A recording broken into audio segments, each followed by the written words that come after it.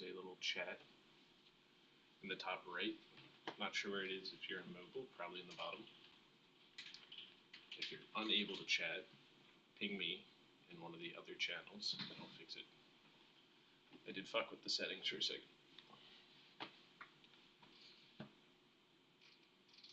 So you pigeon typing, so it's there. Or not.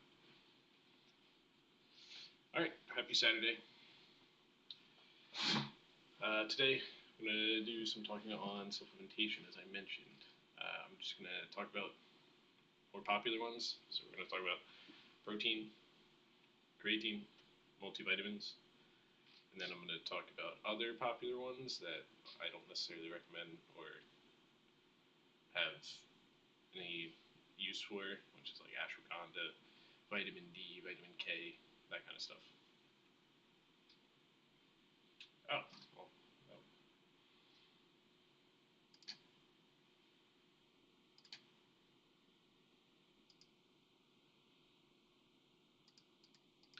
Check. Check.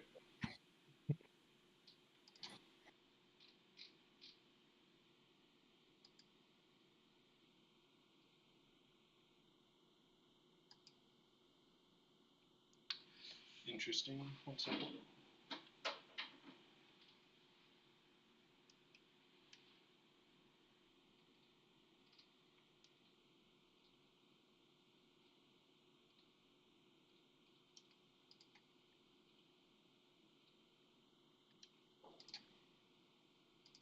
Check 1, 2. Check, Check. check. Okay. Are you still unable to hear me? Did I not give myself?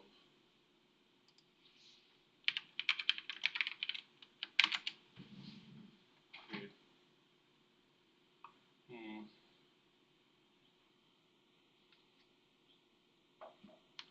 Super weird.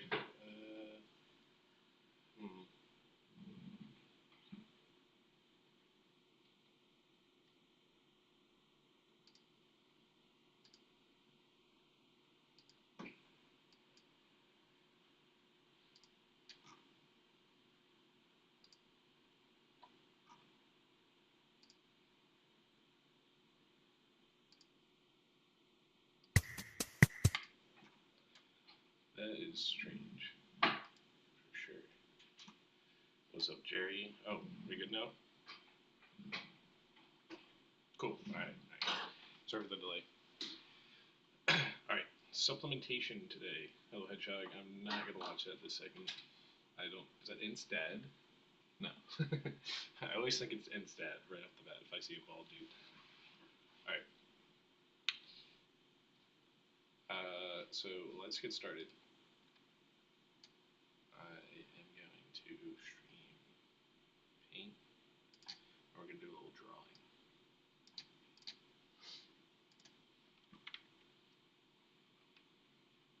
Watching this while cooking, huge. That makes it twice as anabolic. Oh my goodness. I'm not on.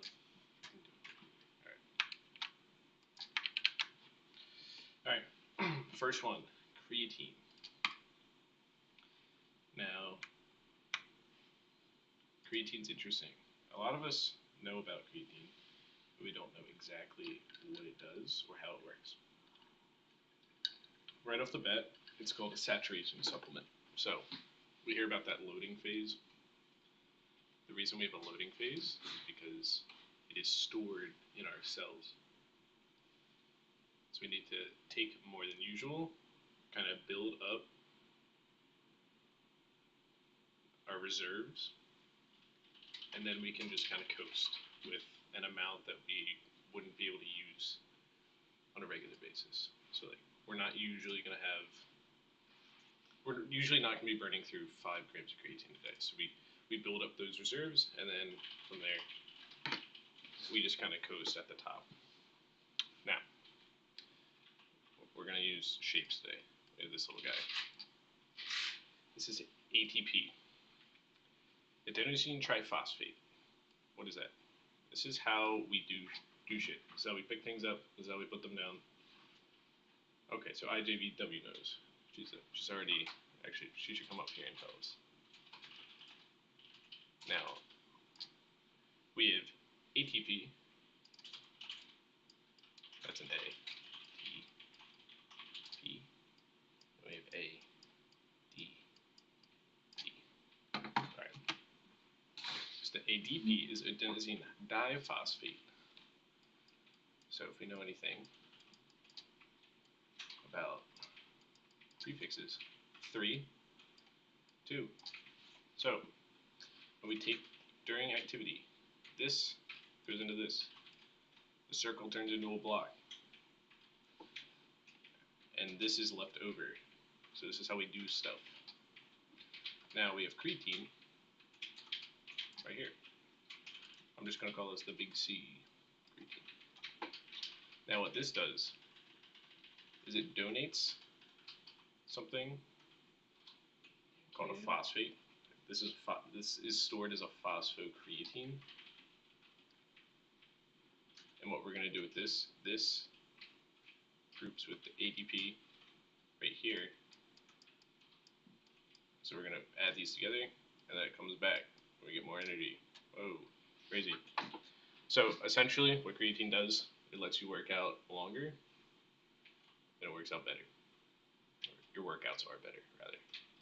You become more efficient at producing energy. That's all creatine does. Well, not all, it does. So, additionally, I mentioned we're gonna store these in our muscles, right? So, when we're storing these in our muscles, they're gonna fill with what else? Water. And sorry, I'm scrolling. Because I took some notes, just so I make sure I get it correct.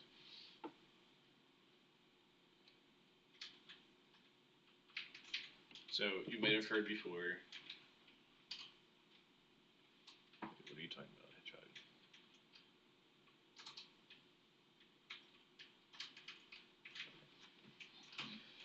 So, what else does creatine do? So we know this part. Creating energy, easier, better.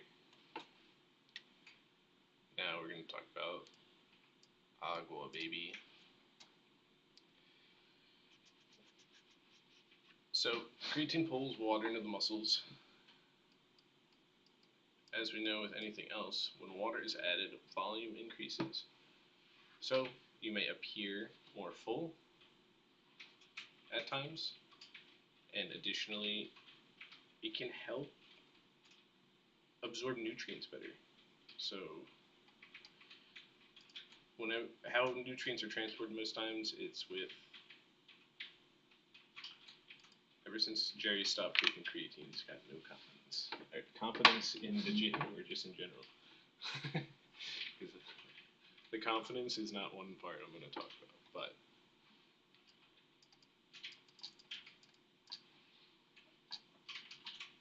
so we make energy better. It is taken with water. So I see people with dry scooping. This isn't hydroactive, but it is supported with hydration. So please, for the love of God, stop dry scooping pre-workout and creatine. I don't know why anyone would ever do that to themselves, but I'm just gonna pull the plug on that one. All right. Especially with pre-workout. A lot of pre-workout ingredients are hydroactive. I'll talk about that a little later. So like they're meant to be taken with water. Yeah, you're putting the powder in your mouth and then you're following it with water, but why not just mix it with an adequate amount of water? You're drinking this much water with it instead of the recommended 8 to 12 ounces. And it usually tastes like ass, exactly. So why not just put it in a container? If you don't have a container, I understand that, but I see people going out of their way to do this, and you should stop.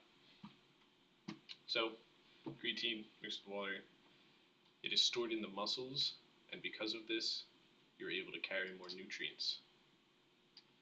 Alright? One additional benefit, outside of increasing your brain function, is reduced fatigue. So this, and I believe beta-alanine, or big ol' the itchy thing that makes you want to scratch your face off if you take too much of it. Both of those are good at reducing or buffering lactic acid, so that burning fatigue feeling you get when you do high endurance set. So if you're spamming bicep curls and your arms feel like they're gonna fall off, you might be able to spam a couple extra reps if you're taking both creatine and beta-alanine. But the most important part is this mess of a diagram. Creatine is the best off-the-shelf supplement because it just lets you become better at the cost of nothing. Make some money. Yes, beta-alanine does feel like you're getting dragged to hell. And let's talk about that one next because of that. I don't have too much on that.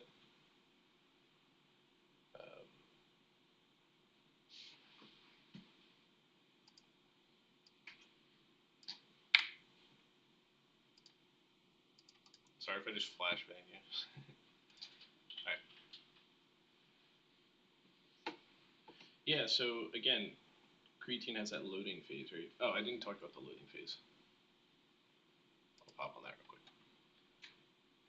So think of it as a bucket.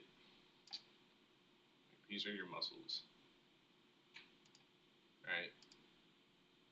And then during your loading phase, you're going to take 20 grams, 20 grams, 20 grams. Alright, you're going to keep taking that 20 grams for about a week, 5 to 7 days.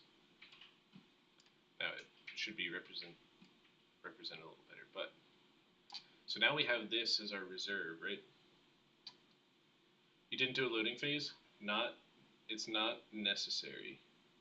So here, and this is why. It's not necessary, but it is beneficial. Let's say we didn't do the loading phase.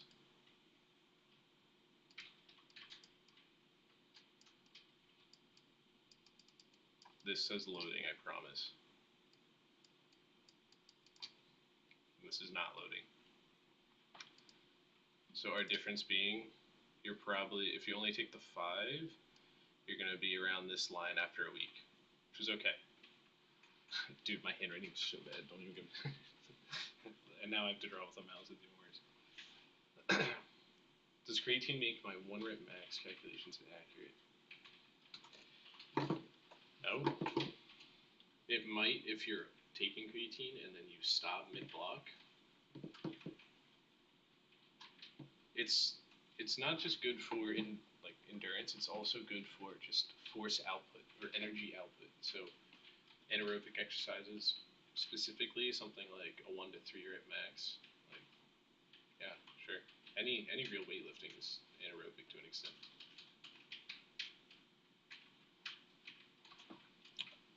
So it helped for 3 weeks and then it slowed down. Maybe contributed to your reserves, right? So here's the first week. Oh my god. This was so bad. Unacceptable. There we go. Alright, this is representative of 1 week. So this is without a loading phase. You're still going to have a surplus of creatine stored. Now you continue to take that 5 grams for, indefinitely. This will eventually fill up. And so will this. It will just take longer, right? So eventually you'll be fully saturated. You cannot hold any more creatine in your cells. It'll fluctuate as you use it, but as long as you keep taking it, you'll be fully stored. Now, one thing I had a conversation with a buddy on about this is depending how big the person is, right? So if we have someone like Mr. Trent, those of you who don't know, he's one of our older mods. He is 6'8", and he's like 230 pounds. He will need, and he will be able to store more creatine than someone like myself. I'm almost a foot shorter and like 50 pounds less. So the chances that he has more skeletal muscle mass It's confirmed, he does. So he's going to be able to, since he has a larger volume of muscle, he can store more in that given area. So when you're above average size like he is, he could probably get away with taking upwards of like 7 to 10 grams a day. He might have a bigger loading phase, or he could just do it the regular way. But that is one thing to consider. And on the other end of the spectrum, if you're much tinier, if you're a female lifter that's like 5'1", 120, you're probably not going to need as much creatine as someone like Mr. Trent, who's legitimately double your size. So there's something to keep in mind. I see some people taking 10, 20 indefinitely. Once you reach this peak, you're not going to be using it anymore. So like if we keep taking 20 all the way through, it's going to spill out of the bucket. And it's going to look like that. Now Hedgehog's asking, what would it mean if your max is 100 kilograms, then your 5 rep max is like 85 kg. But then you want to take creatine. So you can get that 3%. I don't know if we're getting 3%, but I'm going to keep going with it. One rep max, going 2 to 3 more reps on your 5 rep. From a math standpoint, I don't think it would be that much. Definitely not adding reps like that, just taking creatine. You might add 1 on occasion, but it's also going to depend on the volume you're lifting, not just the weight. It's going to help you more with, like strong lifts, and it's also going to help you with like endurance training. So higher repetition sets as well. Basically the whole spectrum. I'm going to sound like a nerd, but beta-alanine is not the same as creatine. Yes, correct. Going off this, good IJBW, we like this. Going off this, beta-alanine works similarly to creatine in the sense that it is also a saturation supplement. So, the reason your face itches or it's dragging you to hell is that you're not saturated yet. You haven't taken a lot of beta-alanine. Now, if you take it every single day, which not a lot of people do because it's only in their pre-workout, but if you take it every single day, eventually that itchy feeling goes away. Why is that? Because we're saturating, just like creatine. Now they, as she mentioned, they do work different, but they are both saturation supplements. So they don't have to be loaded, but over time, the initial effects will appear to taper off the itchiness. Good addition, I like that.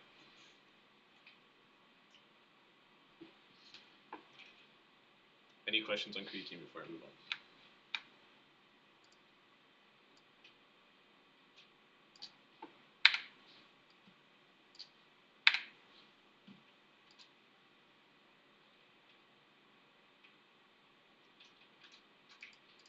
So I hear that quite often about feeling crap after you. Go ahead, Hedgehog, type away. I hear that a lot after you take it. Some people get stomach aches, and some people even have like bathroom issues.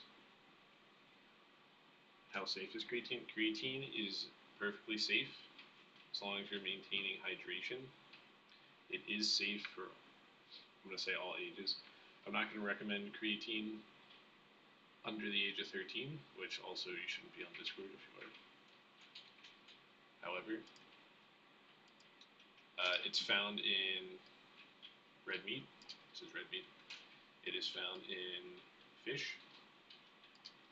It is found in eggs. Creatine is naturally occurring in all these things. Now, the amount, you get a little itty bit, but then when you take a scoop of creatine, you get a lot of it. So I believe the conversion is you would have to get the same amount as a scoop of creatine, you would need to eat like 2.2 pounds of red meat or 1 kg of red meat. That number might be off, but it is a It is a lot of it's a lot of protein in order to get the same amount of creatine. Yes, very low amount. I'm not going to recommend it to children because I don't want to sidetrack too far, but as you develop, bodies change. So if you notice with kids, they can kind of run around and play outside forever. Like, they can do that shit all day. And as your body changes, your respiratory system changes, and the way your muscles work kind of changes. I'm avoiding details because I don't want to go on a huge tangent. Um, but kids are really good at endurance, and they don't really have the hormones yet to develop large quantities of muscle mass. So usually when puberty comes, that's when those changes occur.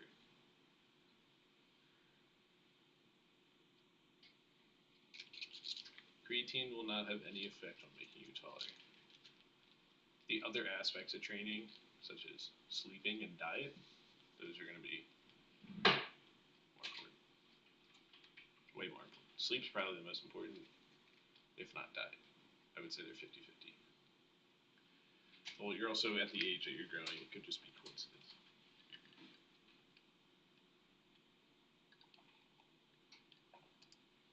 Oh, I did not go over that actually. I completely ignored it. The bloating argument, factor cap. I don't know. It is stored in the muscles. It should. It doesn't like pump you up per se. Like your muscles aren't filling with water. I may have said that. I misspoke.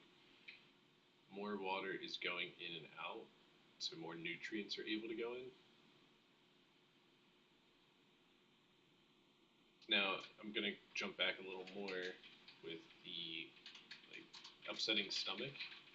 If your stomach's getting upset with this, try taking it after you eat. Try taking it with just anything else aside from an empty stomach. See if that helps. Maybe a pre-workout meal. You don't have to take it specifically before your workout. You can take it any time, as it's a saturation supplement. So just take it with one of your meals. See if that makes things better. If not, try taking a lower dose. And IJVW said, I didn't notice a lot from taking creatine. So from a friend in another server, he said that he's a non-responder. Some people, I believe it's 25% of people, don't get any. They just don't get the effects that other people do. And I can cite that afterwards. Alright, moving on to protein. I think we're moving on to protein. Oh my god, that's horrible.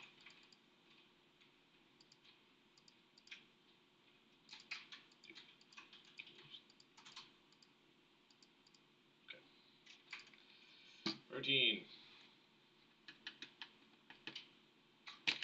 Also, before I start protein, how long did you take it for? It's like if you're iffy with it, if you're off on, like I am all the time, you probably won't notice things as much, or if you just forget. I'm too forgetful to take creatine. Could I be better with it? Set an alarm? Sure. 2 months or so. Okay, so if you are taking it every day, you may be one of those 25%.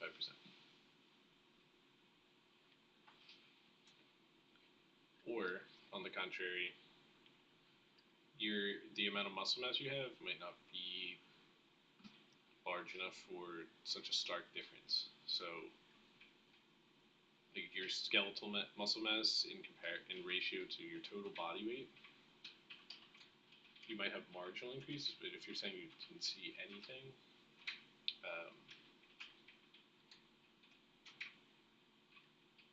I'm not as curious.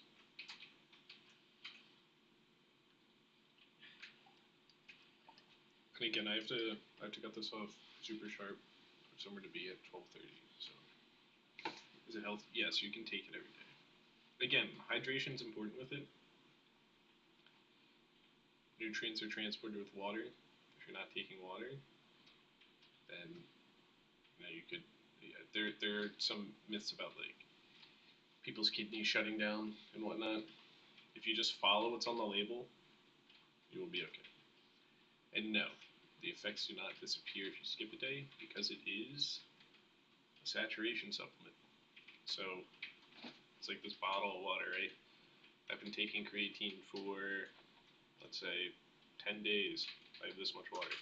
If I skip taking it a day, I'm just going to pour a little bit of that water out, and I'll maybe be here. It will not empty completely. Yeah, you'll be good. Now, if you skip weeks, it'll probably exit your system. You'll have a little bit from your normal diet. Alright, let's do a protein. What is protein? Oh my god. Who knows? I'm going to list a couple. I'm going to list the big three. Hopefully I can spell casein. I don't know if it's I before E except after C. Hopefully that worked. This word is casein.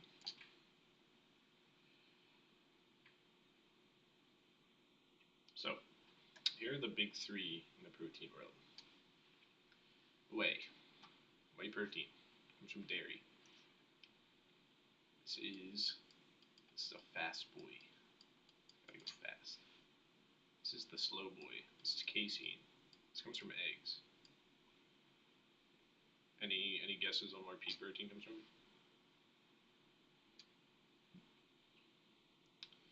I'm gonna assume it's fast, but I actually have to double check. I don't know if pea protein is fast or slow. I'm gonna say it's fast. I could certainly be wrong.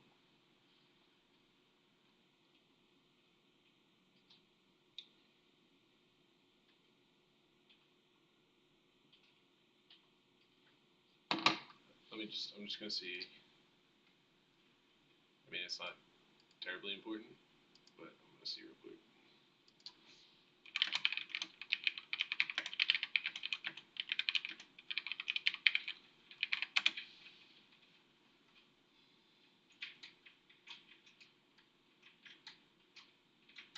Okay. Apparently it is a slow, which is good news. Medium fast? Is that a guess? From what I see, it's slow.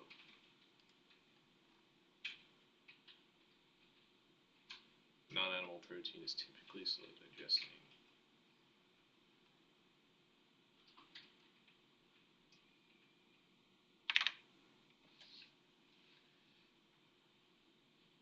I will double check this, but we're going to keep it.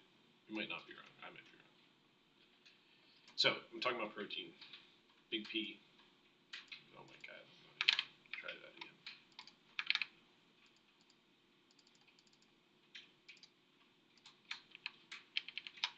Alright.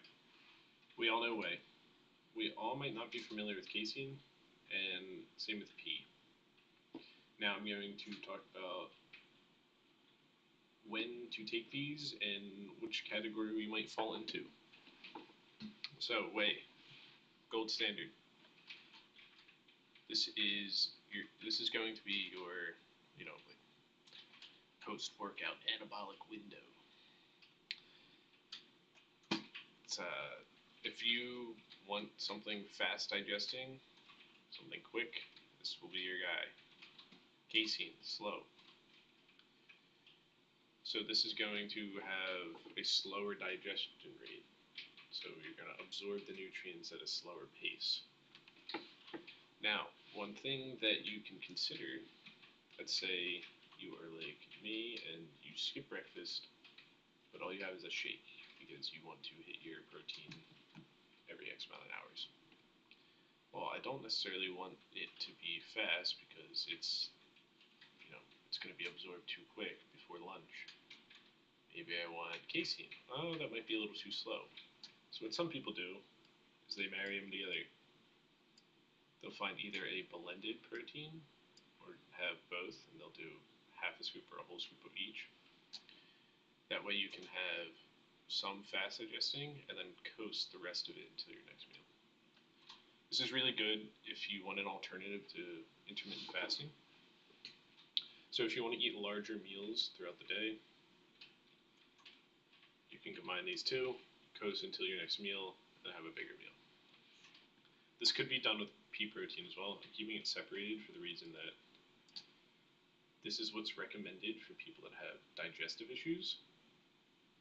So even if you get isolate whey and it still bothers your stomach,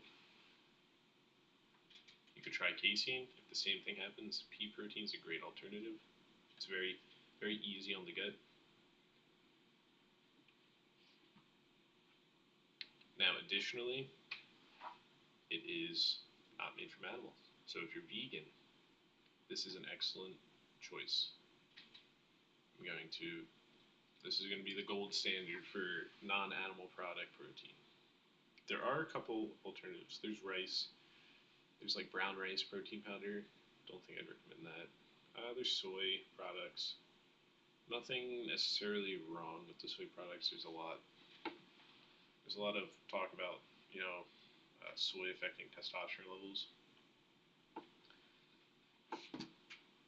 I still think that pea is the best choice out of the bunch, and it's going to be still their price. That's why they're separated there. However, they're all going to include the amino acids you need, but traditionally, things that come from animals already have all the essential amino acids. So these are the building blocks to protein.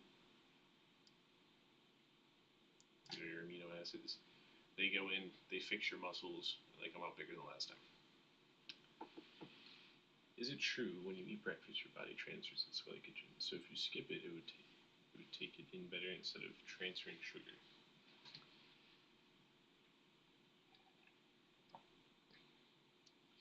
So possibly, but it's a two-part question, right? Possibly. So how glycogen works? Keep that yellow. Now how glycogen works, we have a carb, we add water, it equals glycogen. It is a little more complicated than that. This is your Cliff Notes version.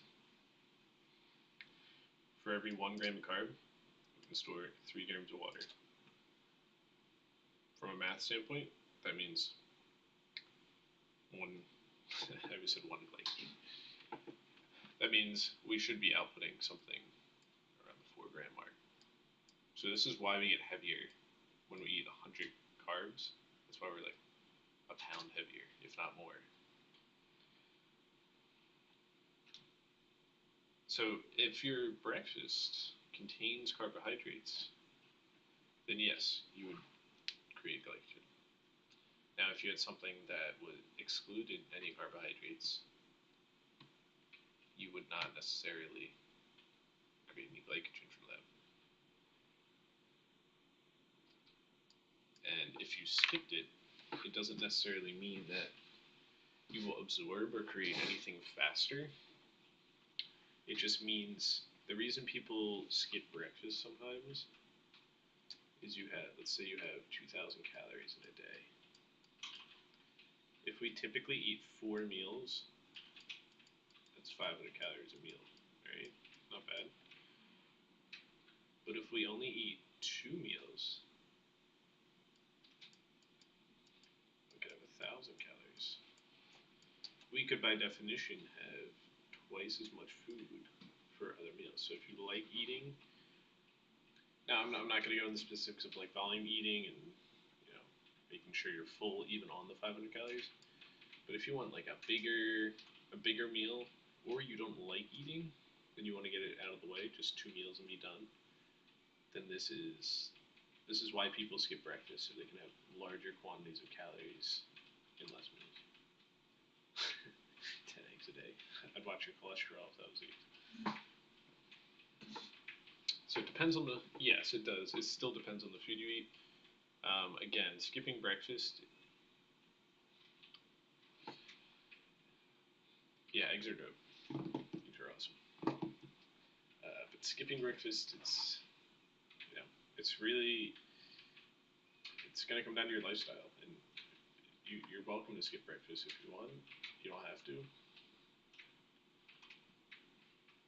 Uh, like, I generally skip breakfast on a deficit or like a fat loss phase, just because I know I'm eating less, and I'd like to eat more later, especially after the gym.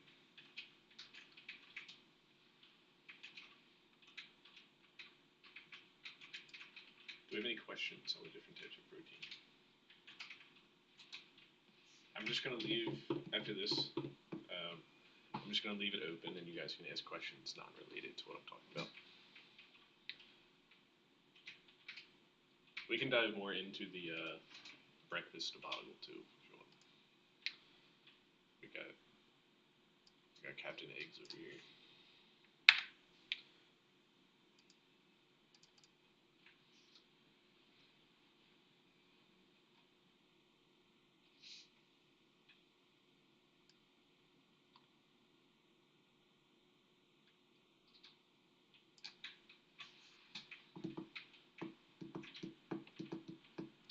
Any questions from you guys?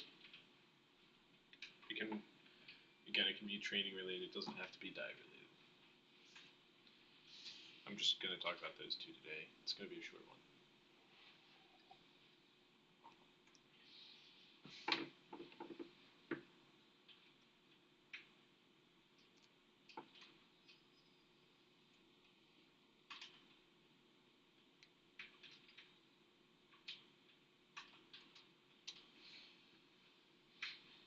So, training to failure.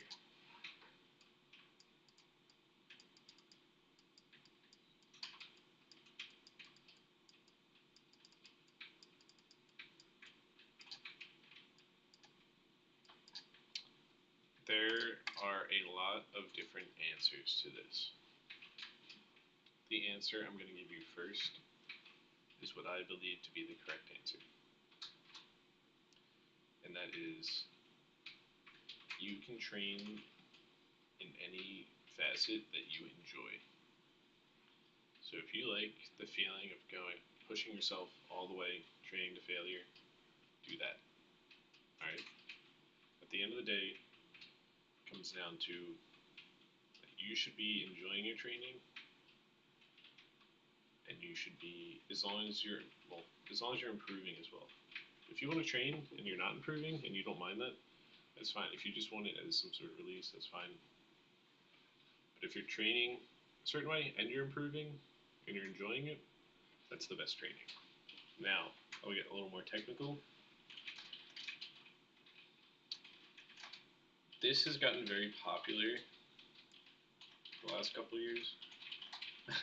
You can train to failure on squat if you have either A, safety bar setup, or B, someone there to spot you. But I would not just load up the bar and try to squat something. That could be very dangerous.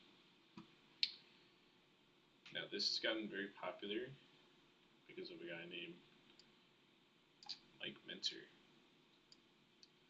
Mike Mentzer was a bodybuilder, the golden era, and he believed in low frequency training, super high intensity.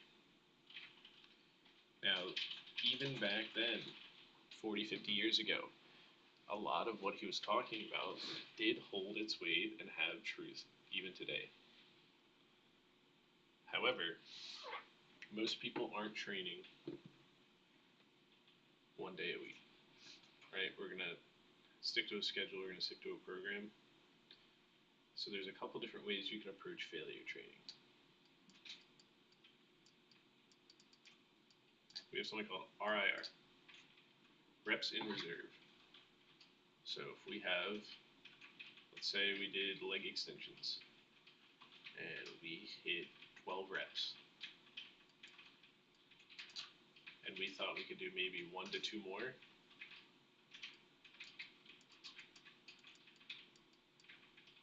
So we would want to hit 12 to 13 if our absolute max was 14. This would be known as 1 to 2 RIR. Now let's say you did 0 RIR, you did 14. Then you even did, an extra 1, 2, or even 3 partials, like lengthened partials at the end. That is also acceptable. That's also good, even. Both of these will yield results, regardless of what day it is. Now, the ranges I gave you here are closer to hypertrophy, or much closer. But both of these will yield results. Both of these should show progression if everything else is in line. Now, what is the difference? Why not just do the 0 and beyond failure? So I'm going to reference this as A, and this is B. So with A, we are farther away from failure, but we are still pushing ourselves enough to create growth. So recovery, oh my god, recovery is going to be reduced. We are going to recover quicker from this than we are from this. Now with B, generally speaking, these feel better.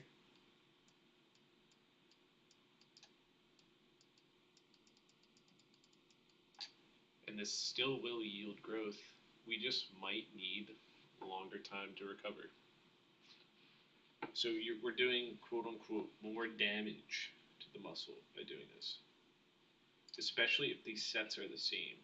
That's another minor detail is there's been a popularization about doing, one really hard set versus 3 sets with 1 to 2 in reserve. I'm going to say that is up to how you want to train. I'm not going to knock other people's style of training. But personally, I could never get behind just doing 1 set.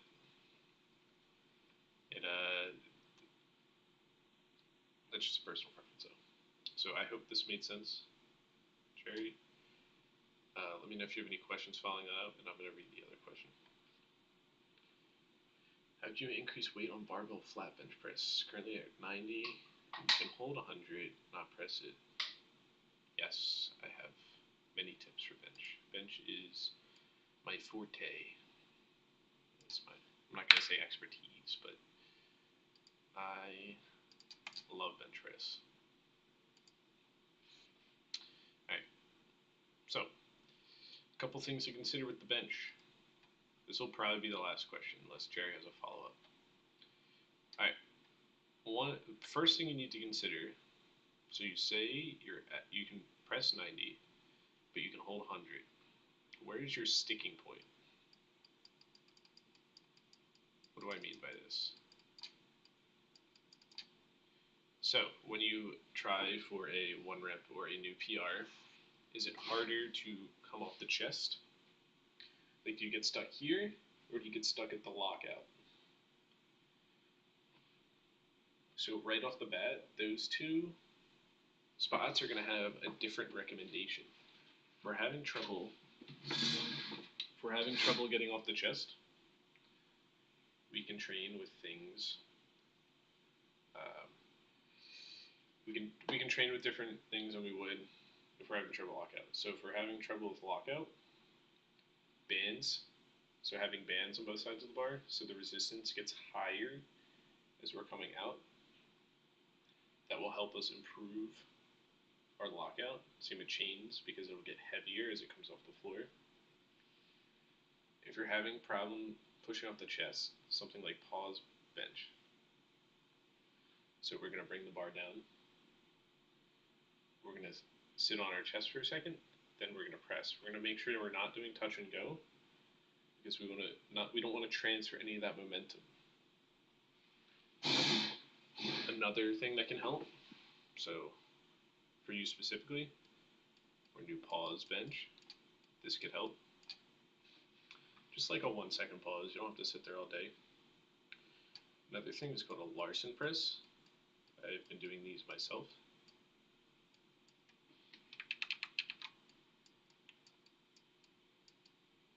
What is this? Larson press.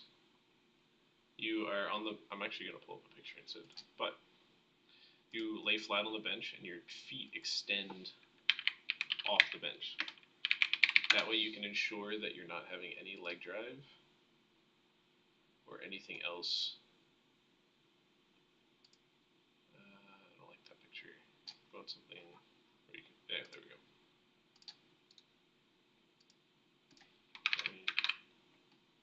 Something like this. So you're laying flat and your legs just kind of hang off the bench like this. So what does this do?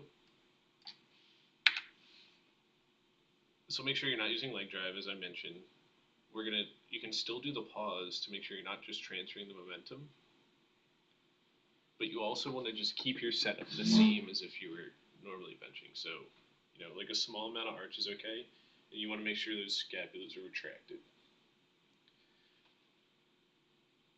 So as you work on these two things, your sticking point from the chest onward will probably match your lockout, if not exceed it after a couple weeks. And another important thing to mention is rep range. So somewhere between, let's say we're starting a new block, 3 to 7 range is good. I might even say 3 to 5 or 5 to 7 is better. So we want to make sure we're within this rep range. We're training enough. 3 sets should be adequate, 3 working sets. You could do a pause bench, a Larson press, which is that picture I showed you, where your legs just hang out the edge. All these things together should increase your pressing strength off of your chest.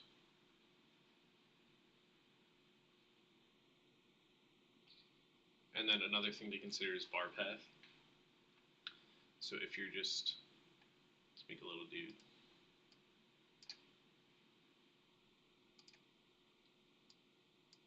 Alright, if we're on the bench, if the bar is going straight up and down, there is a potential for improvement. You want the bar path to be more like this. A slight curve to it.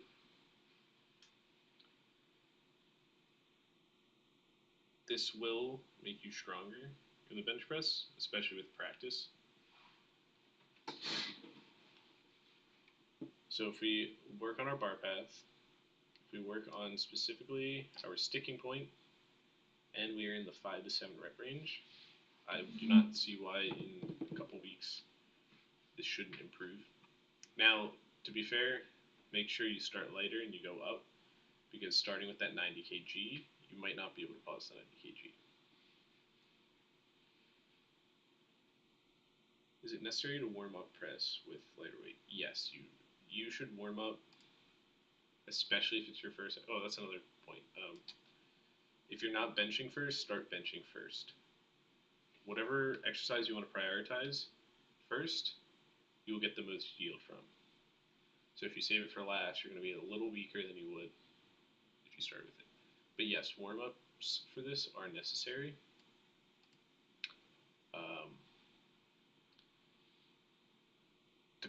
So if you're doing 90 kg, you might want to do a couple reps with the bar, a couple of reps with,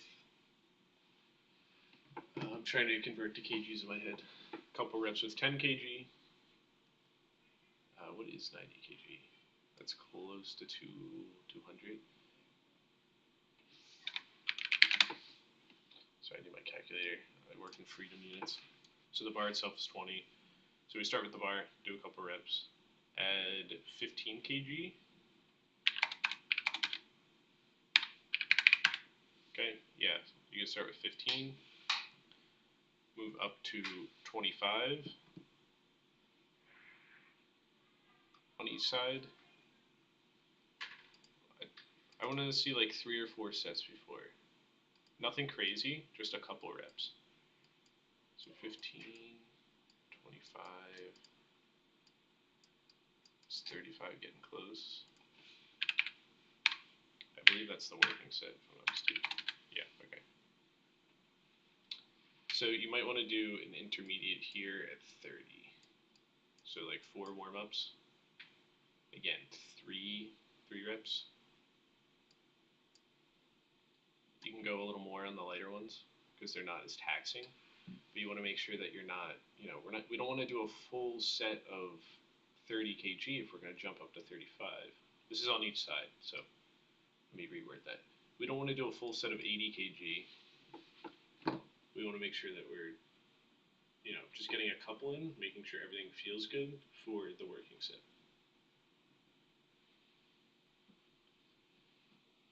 It's not the fact that there's a difference in feeling, its risk of injury greatly increases.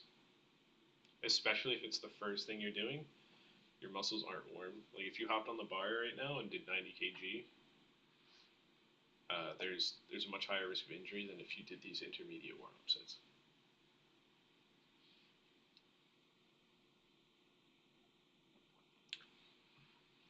If you have any follow-ups, you can ping me or make a question in the question forum. And Jerry, this will be the last thing. Can you do more than 4 leg exercises? You can. I think if you're really pushing the legs, it's more than 4 leg exercises, you're gonna have a really hard time recovering. Yeah, anytime. So whether it's like, if you love legs, that's awesome, man. Keep at it. 2 quad focus, 2 hamstring focus. Usually the quad focus will hit your glutes through like a squat. And then if you want to do something like back extensions, that's fine. So like a squat, RDL, leg extension, leg curl, and then a back extension for some glute engagement. You can do that. That's a pretty solid leg day with just 4 to 5 exercises.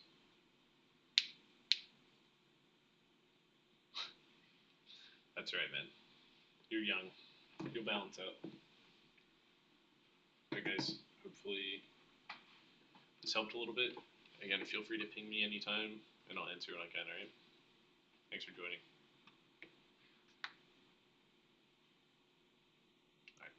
Have a good Saturday, or Sunday, wherever you're at. Peace.